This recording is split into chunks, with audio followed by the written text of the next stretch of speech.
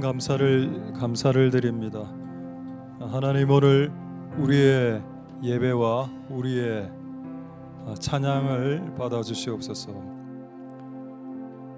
3일 동안 각자의 영역과 자리에서 살다가 하나님의 집의 자리로 나왔습니다. 하나님, 오늘 하나님의 집으로 나온 우리 하나님의 백성들에게 하나님의 뜻과 하나님의 생각, 하나님의 힘, 하나님의 능력, 그것으로 채워지는 시간이 되게 축복하여 주시옵소서. 말씀을 잠시 생각할 때 우리의 우둔한 눈을 열어주시고 우리의 닫힌 귀와 우리의 닫힌 입과 우리의 닫힌 마음을 여셔서 듣고 보는 데 있어서 장애가 없도록 하나님 역사하시고, 또 이 예배를 통해서 하나님 뜻이 온전하게 드러날 수가 있다면 그것이 우리의 목표가 목적이 될 수 있겠습니다. 하나님의 뜻이 드러나게 해주시고 하나님 영광 받으시는 예배 되게 도와주시옵소서. 감사를 드립니다. 예수님 이름으로 기도드립니다. 아멘. 자, 하나님 말씀 잠언 14장. 제가 잠언 13장을 뛰어넘었는데 다음 주 수요일 설교 이상필 목사님이신데 순서가 좀 바뀌었습니다, 이번 달에. 그래서 13장을 이상필 목사님 하시고 저는 이제 뛰어넘어서 14장부터 하게 되었습니다. 잠언 14장 1절, 4절, 6절, 9절, 네 구절 이렇게 띄어서 하는 것도 이게 잠언이 반복이 많다 보니까 반복되는 이전에 설교했던 부분도 다 뺐습니다. 그래서 오늘 설교 안 한 부분들 1, 4, 6, 9 네 구절 보도록 하겠습니다. 잠언 14장 1절, 4절, 6절, 9절. 자, 제가 읽겠습니다. 무릇 지혜로운 여인은 그 집을 세우되 미련한 여인은 자기 손으로 그것을 허느니라. 4절. 소가 없으면 구유는 깨끗하려니와 소의 힘으로 얻는 것이 많으니라. 거만한 자는 지혜를 구하여도 얻지 못하거니와 명철한 자는 지식 얻기가 쉬우니라. 9절. 미련한 자는 죄를 심상히 여겨도 정직한 자 중에는 은혜가 있느니라. 아멘. 예, 할렐루야. 하나님 은혜가 있기를 소망드립니다. 우리 1절 한번, 오늘 그 세 가지 지혜라는 제목으로 여러분들과 같이 말씀 나누도록 하겠습니다. 먼저 14장 1절 한번 보도록 하겠습니다. 할렐루야. 자, 잠언 14장 1절 말씀. 무릇 지혜로운 여인은, 이 여자 지금 결혼했을까요? 결혼 안 했을까요? 결혼했죠. 결혼한 여자로 보입니다. 그러니까 여러분, 남녀가 결혼하기 전에는 각자의 집안에서 살다가 두 부부가 남녀가 만나서 결혼을 시작하면 그 여자분에게 주어진 부르심 중에 하나가 전도, 선교, 구제, 봉사도 있지만은 집을 세우는 것이 여자의 부르심 중에 하나라는 것에 대해서 여러분 동의하실 수 있겠습니까? 근데 많은 사람들은 열방을 세우려고 하죠. 열방에 저 먼 나라에 있는 아프리카 사람들을 세우려 합니다. 그거 중요한데 여러분들이 결혼을 했다면 결혼한 여자는 그 집을 세우라라고 되어 있습니다. 근데 어리석은 여자들은 집을 세우는 데 관심이 없죠. 자기 뭐 취미 활동이나 자기 커피 마시는 거, 자기 이렇게 하고 싶은 거 밤에 야밤에 막 하고 이렇게 하면 그 집은 무너지게 될 겁니다. 그렇죠? 오늘 잠언이 말하는 지혜와 지혜로움과 지혜롭지 않음을 여자로 비유하고 있고, 집을 세우는 쪽으로 서 있다면 지혜로운 거고, 그리고 집을 허무는 쪽으로 서 있는 사람 저도 많이 보았습니다. 그 사람은 어리석은 사람이다. 여러분 주변에 그런 사람 있죠? 어떤 사람하고 이렇게 결혼해서 집이 더 잘 되는 경우도 있고, 그 사람하고 결혼하는 바람에 집이 그냥 이렇게 쫄딱 망하는 경우도 있기도 합니다. 자, 그렇다면 이 집은 무슨 집을 말할까요? 여러분, 이 지구상의 집은 딱 두 종류밖에 없습니다. 하나는 하나님의 집, 하나는 우리 집, 여러분들이 사는 집이죠. 저는 이 두 가지의 집을 다 포함한다라고 믿습니다. 그래서 지혜로운 여자는 여러분의 집안을 결혼을 해서 여러분의 집을 세우고 그리고 교회를 세우는 것이다. 그럼 이렇게 생각하면 그 남자분들은 어떤 생각이 있습니까? 아싸 이런 생각이 들죠. 나는 이제 신경 껐다. 나 집을 세우는 일에 나는 별로 부르심과 그런 게 없다. 여자 네가 결혼했으니 이거 다 세워. 이런 호랑말코 같은 남자들이 있을 수도 있습니다. 근데 여러분 성경에 뭐라고 되어 있는가 하면은 디모데서에 보면은 집을 잘 다스리는 남자에 대해서 말하고 있습니다. 그럼 집을 다스리는 것은 집을 세우는 게 아닌가요? 집을 잘 다스리는 것이 집을 잘 세우는 겁니다. 그러면 남자나 여자나 집을 세우는 부르심은 여자에게만 특화된 부르심이 아니고 남자든 여자든 공이 전부 다 그 가족의 구성원이라면 집을 세우는 부르심이 있다 라고 볼 수 있겠습니다. 할렐루야. 그래서 여러분 여자분들이 집안의 일을 주로 하는 건 뭐 사실일지라도 주로 여자분들이 집을 세울지라도 남자도 그 집을 세우는 데 있어서 배제되지 않는다. 그게 여러분 성경의 가르침이죠. 찾지는 않겠는데 디모데전서 3장 5절에 나와 있습니다. 감독이 되려고 하는 남자, 집사가 되려고 하는 남자들은 집을 잘 다스리라라고 되어 있습니다. 그게 집을 세우는 행위죠. 그럼 결국 하나님은 집을 세우는 데 있어서 남자의 역할과 여자의 역할을 둘 다 중요시 여기셨다는 겁니다. 그래서 지혜로운 남자는 집안을 세울 거고 어리석은 남자는 집안을 허물겠죠. 여러분들이 집안 세우는 쪽으로 서 있는 사람들은 지혜로운 사람이고 그렇지 않은 사람 어리석은 사람이다. 자, 그렇다면 하나님의 집을 세우는 것과 여러분의 집안을 세우는 것이 두 개가 동시에 겹쳤을 때는 어떻게 해야 되나요? 무엇부터 세워야 됩니까? 동시에 겹쳤을 때 말입니다. 그런 내용이 성경에 나와 있습니다. 여러분 영국의 그 악한 여왕 이름이 메리 여왕이죠. 우리 옛날에 제가 70년도 초등학교 국민학교 다닐 때 우리 앞집 개 이름이 메리였습니다. 그 당시 모든 개가 다 메리였습니다. 진짜로 메리. 근데 그 메리가 누군가 하면은 영국의 악독한 그 여왕 이름이 메리거든요. M-A-R-Y. 영어로 하면 마리아입니다. 마리아인데 너무 미국식 발음으로 메리인데 우리 개 진짜 메리라 불렀다는 거예요. 메리 이리 와. 그 당시 그 영국 사람들이 그 나쁜 그 여자 여왕의 이름을 그렇게 빗대서 조롱하면서 불렀다는 겁니다. 그 악한 여자를.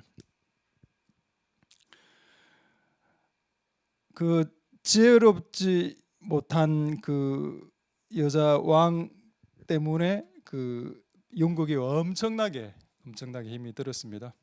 그 메리 여왕 때문에 실제 영국이 거의 뭐 어떻게 보면 거덜이 났다라고 볼 수 있겠죠. 여러분이 집을 세우고 그리고 나라를 세우고 교회를 세우는 것 그거 여자들의 책임이 맞지만은 또한 그 남자들의 책임도 맞고 우리 모든 그리스도인들의 책임이 분명히 맞습니다. 할렐루야. 그 일을 소중히 여기시고 그렇게 나아가실 수 있는 복된 여러분들 다 될 수 있기를 소망드립니다. 근데 재미있는 말씀이 하나 있는데 자, 이사야 58장 12절의 말씀입니다. 그러면 하나님의 집이나 개인의 집이나 이 민족의 집을 세울 때에 남자와 여자의 역할이 있는데 그런데 중요한 거는 이것은 남자와 여자의 역할뿐 아니고 우리 모든 그리스도인들의 역할이다라고 말하고 있죠. 자, 한번 보겠습니다. 이사야 58장 12절 보겠습니다.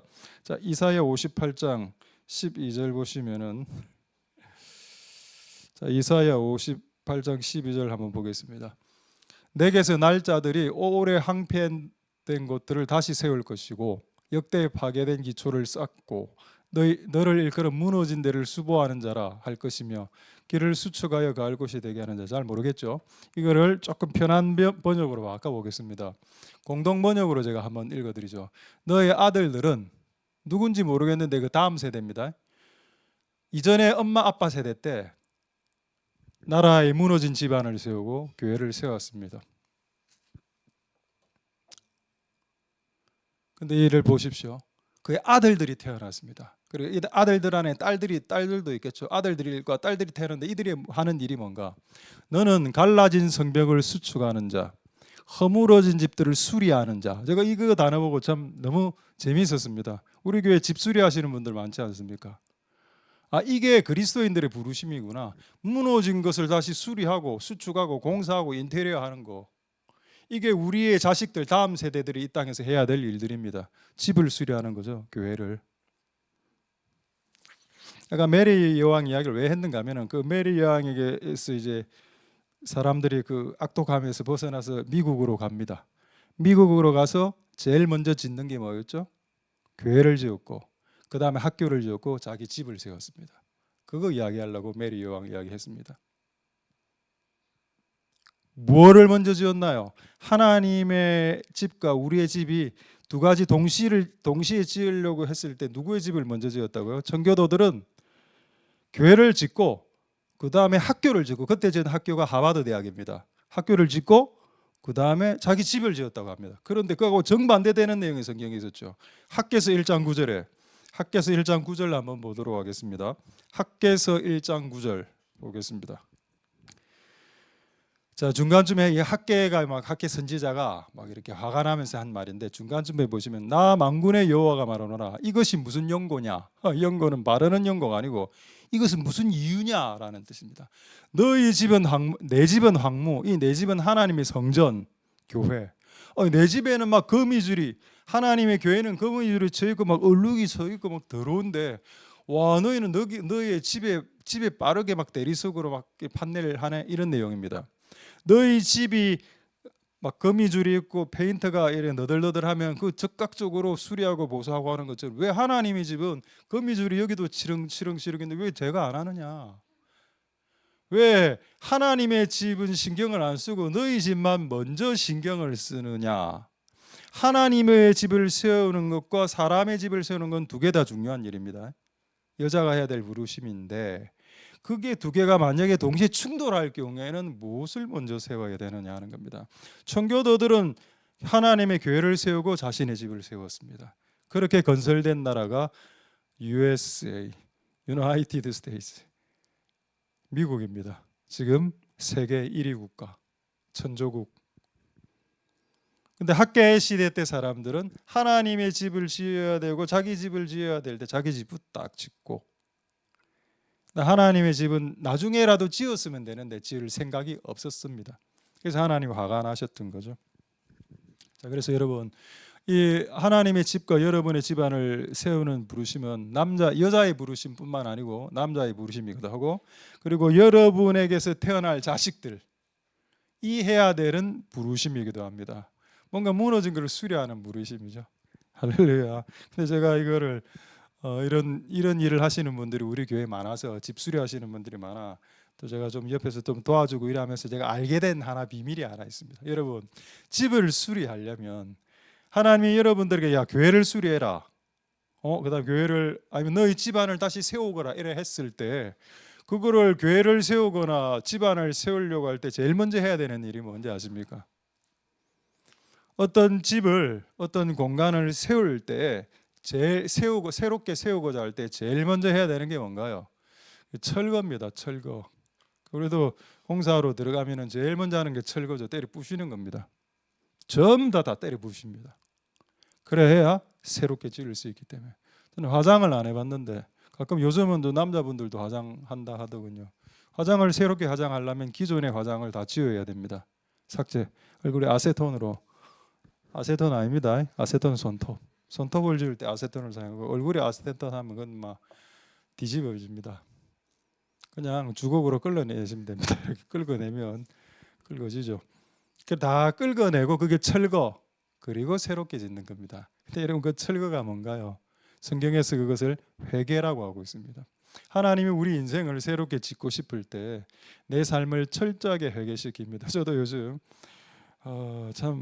내가 이전에 사역했던 기간을 돌이켜 보면서 또 뭐를 또 바꿔야 되나, 내가 바꿔야 될 것이 뭔가 계속 저는 그렇게 고민하고 있습니다. 제가 아직 완성된 게 아니기 때문에 뭐를 때 내가 또 지금 잘못하고 있지, 뭐를 또 내가 지금 오버하고 있지, 뭐를 또 내가 앞서 나가고 있지, 내가 뭐를 또 이렇게 하는, 이거를 끊임없이 생각하는 게 맞는 것 같아요. 그게 회개인 것 같아요. 회개란 거는 메타인지로 보면은 나는 어떤 놈인가, 끊임없이 나는 어떤 인간인가, 나는 인간인가, 나는 어떤 인간인가, 어떤 종류, 어떤 퀄리티의 어떤 수준의 어떤 질의 인간인가를 끊임없이 생각하면 겸손해질 수밖에 없습니다. 그리고 그 상태에서 하나님께서 다시 세우시죠. 할렐루야. 맞습니다. 이 말씀을 제가 지금 임의로 여러분들에게 전하는 것이 아닙니다. 자, 예레미야서 1장 10절 한번 볼까요? 예레미야서 1장 10절에 보면은 이건 또 선지자들의 부르심이고 하죠. 뭔가를 세우는 거. 그래서 여러분 집을 세우고 교회를 세우는 것은 여자의 부르심, 그리고 남자의 부르심, 남자 여자가 결혼해서 태어날 다음 세대들이 해야 될 그들의 아들과 딸들이 해야 될 부르심, 그리고 주의 종들, 선지자들이 해야 될 일들이기도 합니다. 예레미야서 1장 10절 보겠습니다. 예레미야 1장 10절에 보라 내가 오늘날 너를 열방 만국에 세우고 그 다음부터 너를 뽑고 어떤 장소에 가서 더러운 건물이 있으면 뽑아버립니다. 악한 건물이 있으면 부숴버리면 파괴하고 파멸하고 넘어뜨려버립니다. 네 가지가 여러분 6가지 동사 중에 4개의 동사가 파괴의 동사입니다. 뽑고 파괴, 파괴하고 파괴, 파멸 파괴, 넘어뜨리며 파괴, 파괴 파괴 파괴 파괴. 너희 옛 모습, 너희 옛 성깔, 너희 옛 습관, 너희 옛 눈빛, 너희 옛 사고방식, 너희 옛 말투, 행동방식, 라이프 스타일, 취미, 희한한 취미들까지 토탈해서 싹 다 뽑고 파괴하고 파멸하고 넘어뜨리면 그 다음에 건설한다, 심는다, 새로 세운다. 할렐루야. 그럼 여러분 이 6단어 중에 4개가 파괴입니다. 그러니까 파괴에 더 많은 에너지가 들어간다는 뜻이죠. 실제 여러분 철거해보면 철거가 진짜 힘듭니다. 철거하다 다칩니다. 잘라내다가 다치고 톱날 튀어서 탁 치고 망치 치다가 망치 날라오고 코피 터지고 철거 매우 힘든 작업이죠. 그걸 완벽하게 해놔야 그 다음 공정으로 넘어갈 수가 있습니다. 할렐루야. 그래서 여러분 선지자들이 하는 것은 파괴로 시작하지만 파괴로 끝나는 게 아니고 파괴로 시작해서 건설로 세움으로 완성된다. 그러니까 맨날 파괴만 메시지를 전하면 맨날 회개하라고만 하면 그것도 또 난 문제라고 생각합니다. 회개하고 파괴시키고 난 이후에 그 다음 뭘 해야 되는데요. 다시 세우라는 겁니다. 네 인생을, 제2의 인생을 다시 새롭게 세우라. 오늘 예배 직전에 우연하게 2분짜리 동영상을 봤는데 목사님인데 목사님 66세 이제 은퇴를 했는데 은퇴를 66세니까 제가 55세니까 11년 선배님이시네요. 66세 때 은퇴를 하고 딱 있는데 하나님이 뭐라 딱 하시는가 하면은 그 목사님에게 지금까지는 준비 기간이었다. 아니 66세인데 내가 그거 보고 너무 충격을 받았습니다. 뭐요? 66세까지 했는데 준비 기간이라고? 그럼 나는 지금 몇 년이 지금 더 남은 겁니다. 준비가 너무 공포스러운 겁니다. 이 메시지가 오늘 예배 직전에 66세인데 준비, 이제 준비가 끝났다. 와, 주여, 저도 끝났습니다. 준비. 그런 마음이 올라오더라고요. 그러면서 그 두 번째 음성이 뭔가 하면은 그분이 이제 그러면서 막 열방을 돌면서 막 주의 일을 하는데 하나님의 하나를 가르쳐 주자더라고. 이제는 예배 시간에 다양한 소리를 금지하도록 하겠습니다. 이제 네가 66세인데 이제부터는 아무것도 원하지 마라. 그 66세 전까지는 얼마나 원하는 게 많습니까? 이것도 하고 싶고 저것도 하고 싶고. 원하지 마라. 나는 그러니까 그분이 목사님 그래 이야기했던 게 이제 저는 원하는 게 없습니다. 그냥 하나 하시는 대로 하시라고. 야, 그거 진짜 오늘 뭐 예배 진짜 직전에 본 이분 영상인데 여러 가지를 생각하게 했습니다.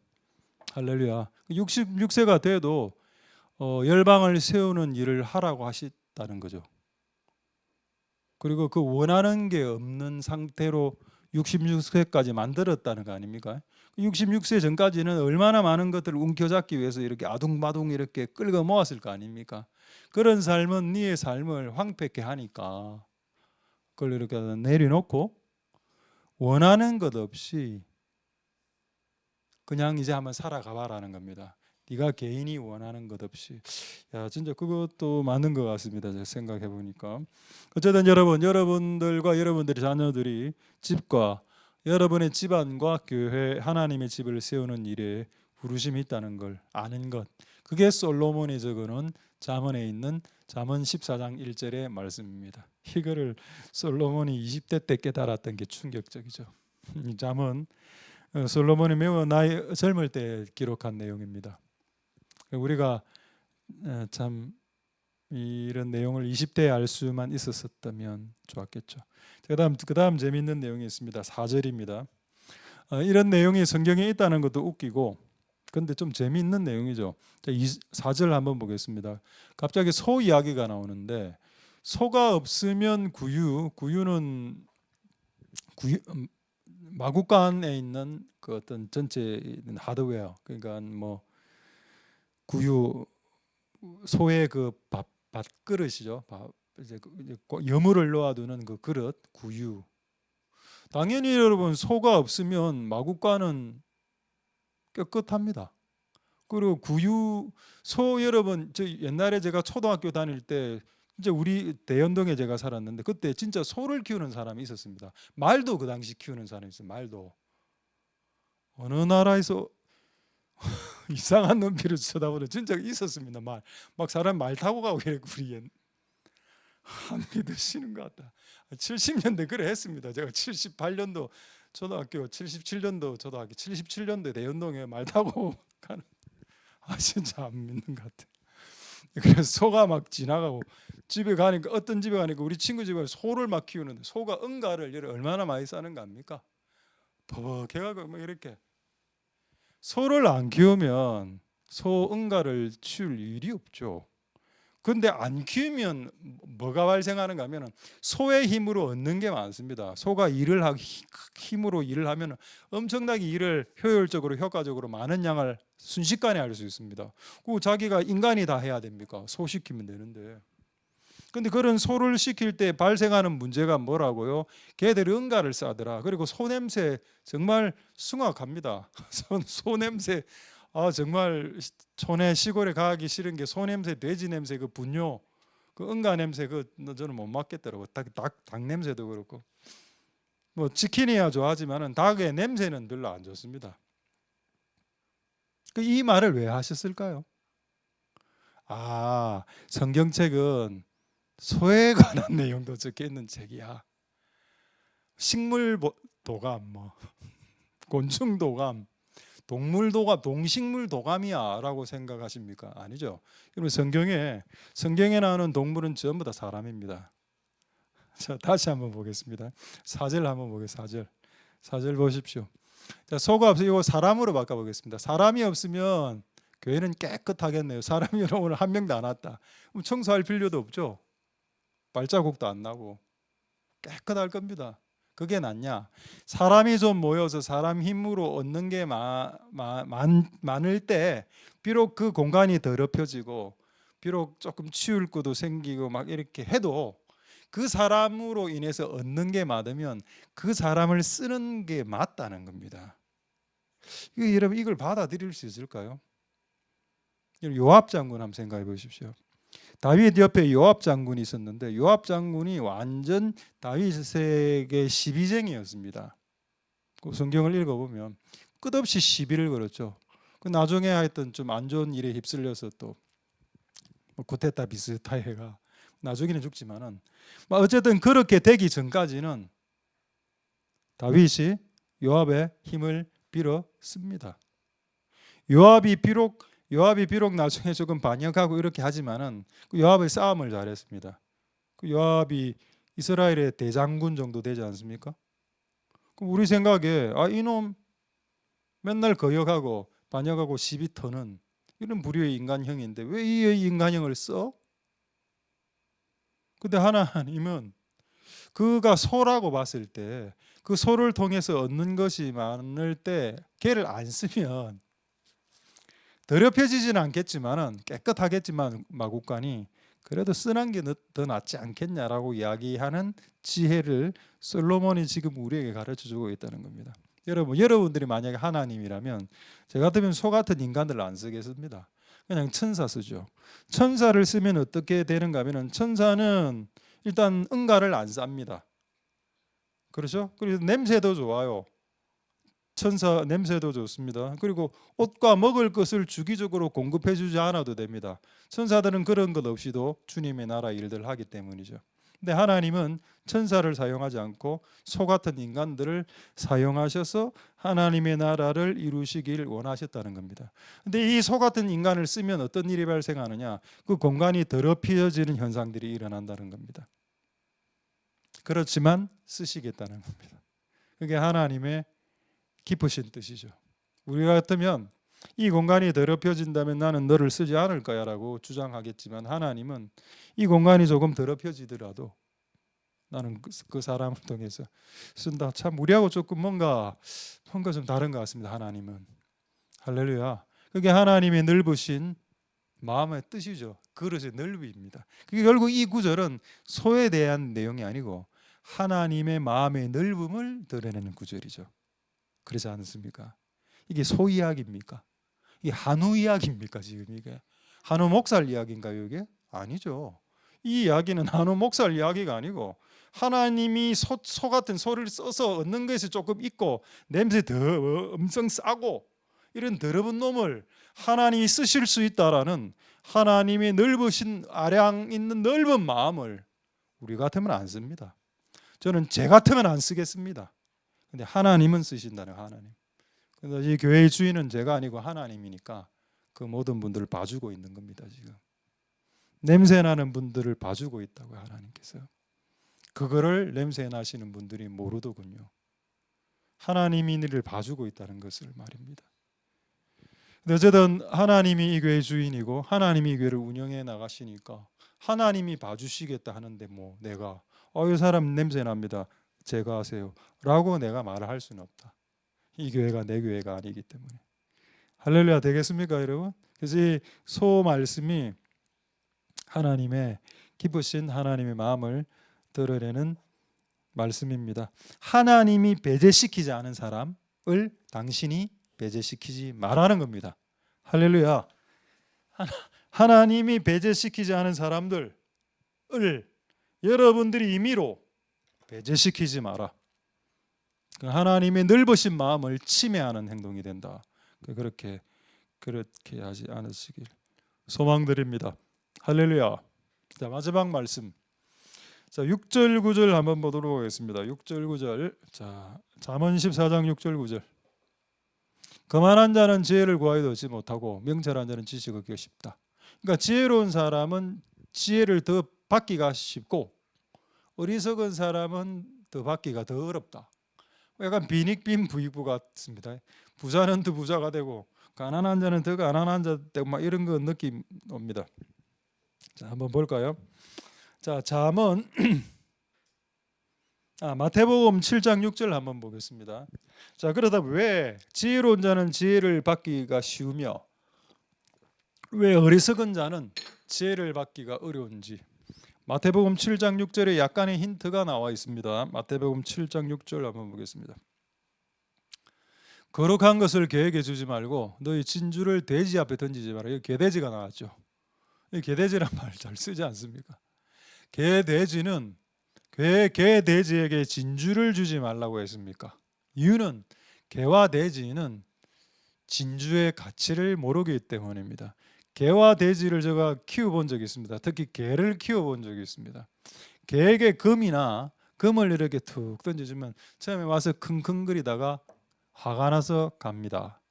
근데 제가 어제 약간 고기를 좀 구워 먹고 있었는데 고기를 딱 구워 먹고 있는데 개가 오는 겁니다. 내 주위를 막 배회하고 안 돌리는 꼬리를 막 360도로 돌리고 앉았다 일어섰다 앉았다 일어섰다 하면서 온갖 재롱을 떨면서 저는 그를 무시했죠. 개는 금과 은도 별 관심이 없고 진주 이런 건 관심이 없습니다. 오로지 먹는 거 오로지 먹는 거밖에 관심이 없죠. 가치를 모르는 자에게 지혜의 가치를 모르는 자에게 지혜를 주지 마라. 영적 비밀의 가치를 모르는 자에게 영적 비밀을 말해주지 마라. 별로 안 좋아한다. 그냥 맛있는 거 하나 사주는 걸 그들은 더 좋아한다. 대표적으로 누가 있었나요? 장자의 권리, 장자 2배나 받는 권리를 동생에게 팥죽 한 그릇에 팔아버린 어리석은 망령된 사람 하나가 있었죠. 먹을 팥죽 한 그릇과 하나님께서 장자는 2배를 받을 수 있는데 2배를 받는 권리를 그냥 동생에게 야곱에게 팔아버렸습니다. 팥죽 한 그릇에. 팥죽 그 한 그릇 얼마 한다고?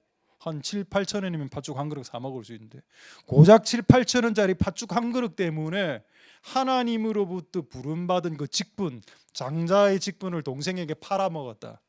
어리석고 망령된 자죠.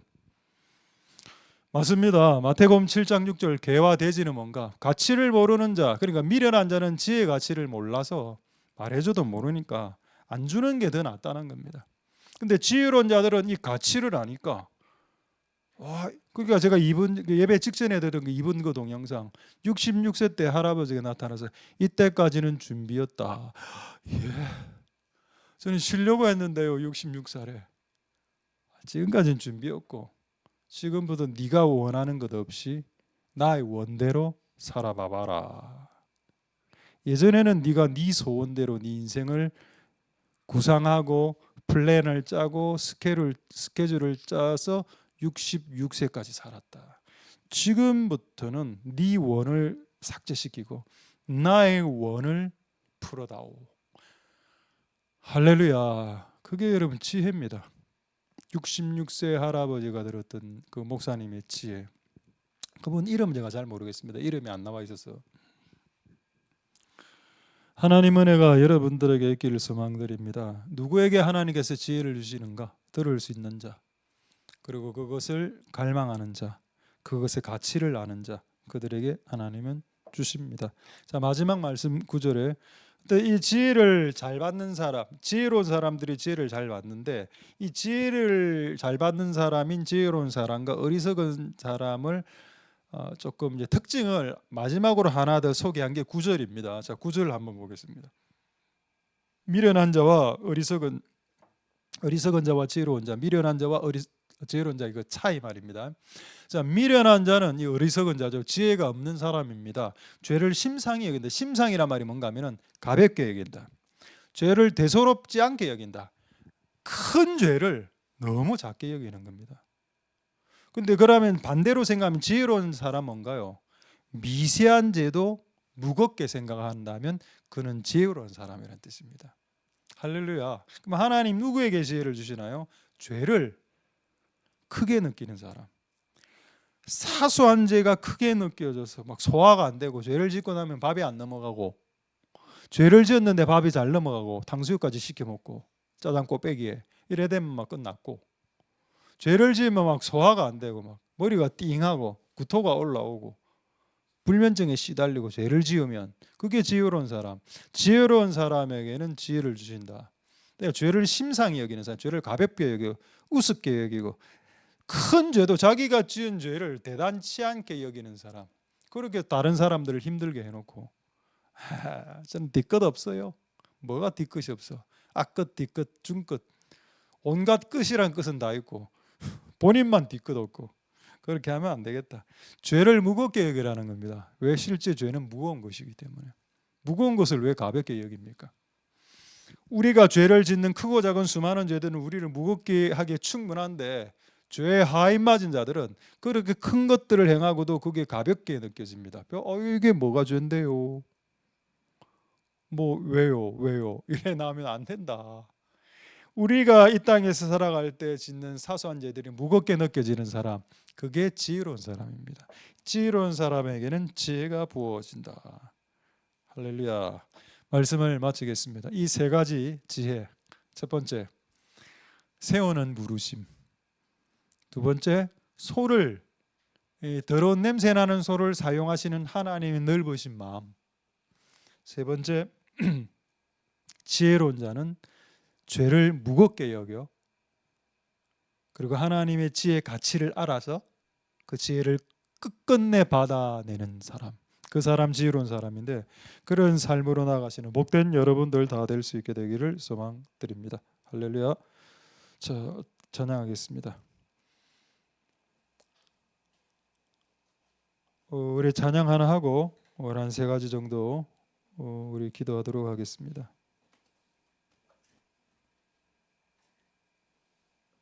운물과 여인처럼 우리 찬양하고 한 세 가지만 짧게 기도하도록 하겠습니다.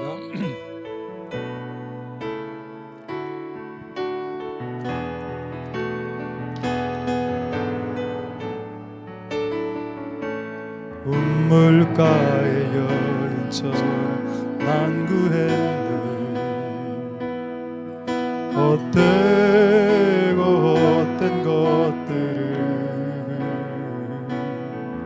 그때 주님 하신 말씀 내 세배와 생수를 마셔라. 오 주님 채우소서. 나의 하늘 높이 듭니다. 하늘 양식 내게 채워주소서. 넘치도록 채워주소서. 2절 많은 사람들 낮았었네. 헛된 것들 그때 주인 몸에 세상 것과 난 비길 수 없네.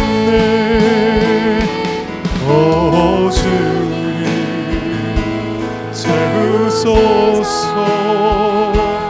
나의 잔을 높이 듭니다.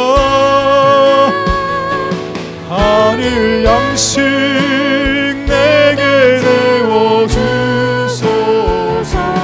넘치도록 내어주소서. 내 친구여 거기서 내 친구여 여기서 돌아오라. 내 주의 넓은 품으로 우리 주님 너를 반겨 그 품에 안아주시리. 오 주님 채우소서. 나의 잔을 높이 듭니다. 하늘 양식 내게 해워주소서. 우리 1절만 다시 찬양하겠습니다. 우물가의 여인처럼 우물가의 여인처럼 난 구했네. 헛되고 헛된 것들 그대 하신 말씀 내 세매와 생수를 마셔라. 오 주님 채우소서. 나의 잔을 높이 듭니다. 하늘 양식 내게 채워주소서. 넘치도록 오 주님 채우소서. 오 주님 채우소서. 나의 잔을 높이 듭니다. 하늘 양식 내게 채워주소서. 넘치도록 채워주소서. 우리 첫 번째 이렇게 한번 기도하도록 하겠습니다. 지혜로운 여자는 집을 세우고 미련한 여자는 집을 허문다. 그러니까 세우는 쪽에 서 있어야 된다는 것입니다. 이것은 남자, 여자 그리고 그들을 통해서 태어날 자녀들까지의 똑같은 동일한 부르심입니다. 무너진 곳을 수리하는 자, 무너진 집들을 보수하는 자, 그것이 우리의 부르심이랍니다. 그러려면 철저하게 철거되어야 되고 철저하게 무너져야 됩니다. 철저하게 회개가 돼야 새롭게 제2의 인생을 세워주실 수 있습니다. 제2의 새로운 인생을 세울 수 있도록 철저한 회개와 같은 완벽한 철거가 우리 인생 가운데 일어날 수 있게 주님 축복하여 주시옵소서. 통성으로 한번 기도하겠습니다. 할렐루야. 하나님 감사를 드립니다. 하나님 역사하여 주시고 은혜 베풀어 주시기를 소망드립니다. 하나님 역사하여 주시옵소서. 주님 도와주시기를 소망드립니다. 하나님 아버지 역사하여 주옵소서.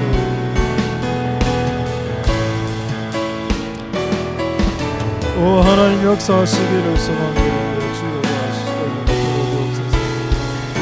우리가 새롭게 시작하고 새롭게 세워질 수 있도록 철거, 우리의 모든 것을 완전히 비우고 무너뜨리고 부수고 새롭게 세워질 수 있도록 완벽하게 철거될 수 있도록 주님 역사하여 주옵소서.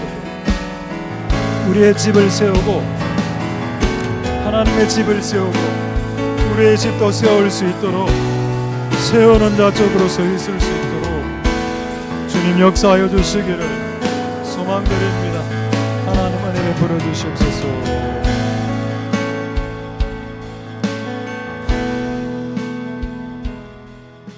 우리 두 번째로 기도하겠습니다. 그 소에 대한 말씀이 있었습니다. 이것은 소에 대한 말씀이 아닙니다. 사람에 대한 말씀이죠. 냄새나는 소, 약간의 유익이 있는 냄새 많은 소를 사용하시는 하나님의 넓은 마음, 냄새도 전혀 안 나는 천사만 써도 하나님 나라를 충분히 이룰 수 있습니다. 근데 하나님은 천사만 쓰지 않으시고 사람, 냄새나는 사람을 쓰겠다라는 넓으신 하나님의 마음. 그러니까 여러분들이 어떤 사람을 좀 싫어할 수 있겠죠. 나 이 사람 배제시킨다. 근데 그 약간 냄새 나는 사람 말입니다. 여러분이 배제시킨 그 사람. 근데 알고 보면 여러분들도 옛날에 냄새 많이 났습니다. 여러분도 옛날에 냄새가 많이 났지만 하나님 여러분들 배제시키지 않으신 것처럼 마찬가지로 하나님 지금도 그렇게 하시는 듯 보인다. 이 하나님, 우리가 정말로 우리의 마음을 좀 넓혀 주셔서 좀 넓은 그릇의 마음 되게 도와달라고 우리 한번 기도하겠습니다. 할렐루야. 하나님 감사를 드립니다. 주님 역사하여 주시옵소서. 은혜 베풀어 주시길 원합니다. 은혜 베풀어 주시옵소서. 하나님 역사하여 주시길 원합니다. 하나님 아버지 은혜 베풀어 주시옵소서. 할렐루야. 하나님 역사하시고 그려 부어주시기를 소망드립니다. 하나님 아버지 도와주소서. 하나님 역사하시고 긍휼을 베풀어 주시기를 소망드립니다. 하나님 아버지 긍휼을 베풀어 주시고 역사하여 주시옵소서. 하나님 소, 냄새나는 소도 쓰시는 하나님의 마음이죠. 그 마음이 우리들 안에 있을 수 있도록 역사하시고 기름 부어주시기를 소망드립니다. 하나님 도와주시고 베풀어 주옵소서. 이제 마지막으로 한번 기도하고 사랑하는 나의 아버지 찬양하겠습니다. 자, 마지막으로 기도할 때 아까 제가 본 그 동영상 목사님 66세 그 하나님의 참 충격적인 말, 60살까지 내가 너를 준비시켰다. 마치 모세를 80세까지 준비시킨 거. 야, 그렇게 생각하면 우리가 참 얼마나 많은 다루심을 받아야 되고 얼마나 우리의 그 가시 같은 모난 부분들이 깎여야 되는지. 거의 뭐 66년까지 깎였는데도 66년 깎이고 이제 됐다. 이제 내가 너를 마음껏 쓰리라. 그렇게 했을 때 목사님 마음 안에 하나님 저는 이제 원하는 게 없습니다. 그래, 바로 그때가 하나님이 쓰실 수 있는 때, 우리의 야망과 우리의 야심이 많이 남아 있을 때 하나님 우리를 쓰시기 어렵죠. 그 야심과 야망까지도 완벽하게 소멸되고 소각되었을 때, 불타서 잿가루가 되었을 때, 그때 하나님 우리를 쓰실 수 있습니다. 때론 고집도 태워야 되고, 때론 우리의 아집과 우리의 편견과 우리의 어떤 삐딱한 생각들과 마음들을 다 불태워버리고, 완전 잿가루가 되어서 이제 저는 원하는 것이 없습니다 라고 되면 정말 하나님 크게 쓰시겠죠. 그게 오늘 여러분들에게 나눴던 세 번째 지혜입니다. 하나님 우리도 그런 인생들이 되게 축복해달라고 우리 마지막으로 동성으로 기도하겠습니다. 할렐루야. 하나님 감사를 드립니다. 주님 역사하여 주시고 기름 부어주시기를 소망드립니다. 하나님 우리가 그렇게 살아갈 수 있도록 주님 역사하시기 원합니다. 우리에게 원하는 것이 없습니다. 만약 우리가 그렇게 될 수 있다면 우리가 66세인데도 우리가 내가 준비라고 이야기하신다면 우리가 얼마나 부끄러운 인생을 살아온 것입니다. 하나님 우리가 더 이상 하나님 앞에 원하는 것이 없다라고 고백할 수 있을까? 그렇게 되기까지 우리의 인생이 하나님 앞에 다루심을 받을 수 있게 역사하여 주시고 기도해 주시옵소서.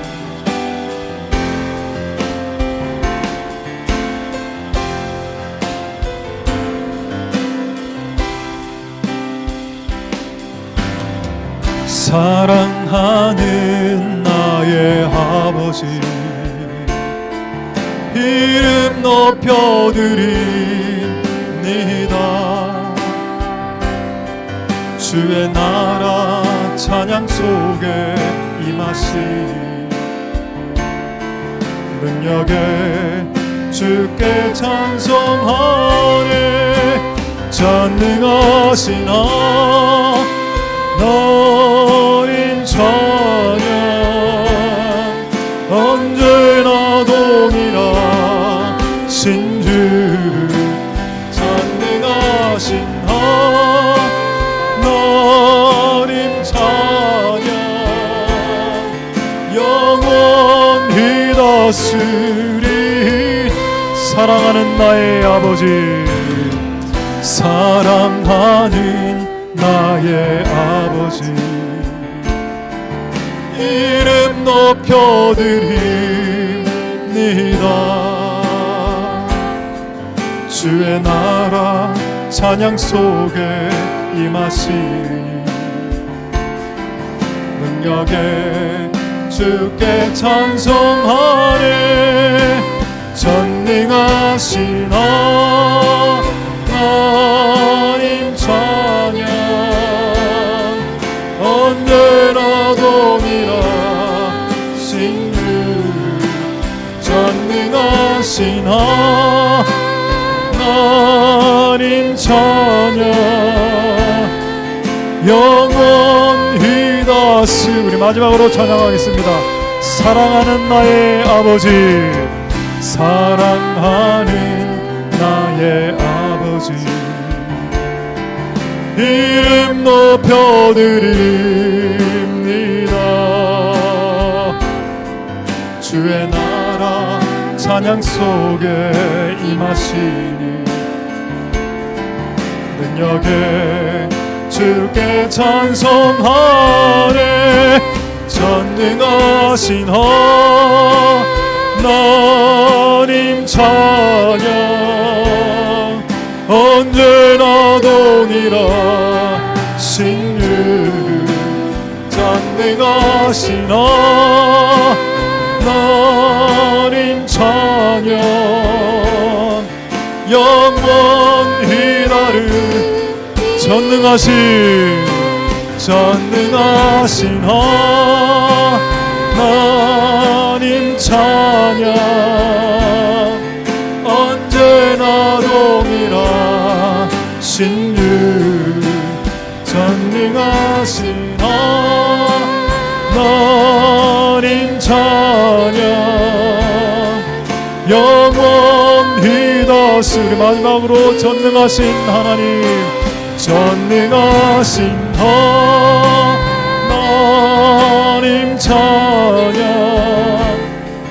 언제나 동일하신 주 전능하신 하나님 찬양 영원히 다스리네.